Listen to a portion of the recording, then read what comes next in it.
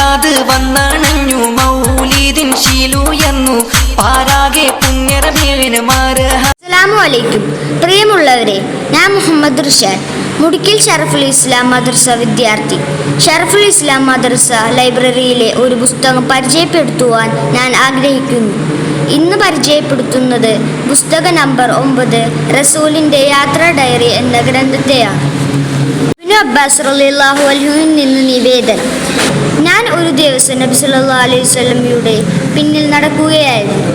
അപ്പോൾ നബി സല്ലല്ലാഹു അലൈഹി വസല്ലം പറഞ്ഞു, കുട്ടി, നീ അള്ളാഹുവിനെ സൂക്ഷിക്കുക, എങ്കിൽ അവൻ നിന്നെയും സൂക്ഷിക്കും. നീ അള്ളാഹുവിനെ സൂക്ഷിക്കുക, എങ്കിൽ നിനക്കവനെ കൺമുമ്പിൽ കണ്ടെത്താൻ സാധിക്കും. നീ വല്ലതും ചോദിക്കുകയാണെങ്കിൽ അള്ളാഹുവിനോട് ചോദിക്കുക.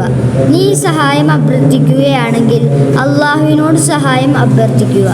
നീ അറിയുക, നിനക്കു വല്ല ഉപകാരവും ചെയ്യണമെന്നു കരുതി എല്ലാവരും ഒരുമിച്ച് കൂടിയാലും അള്ളാഹു നിശ്ചയിച്ചതല്ലാതെ ഒരു ഉപകാരവും നിനക്കു ചെയ്യാൻ കഴിയുകയില്ല.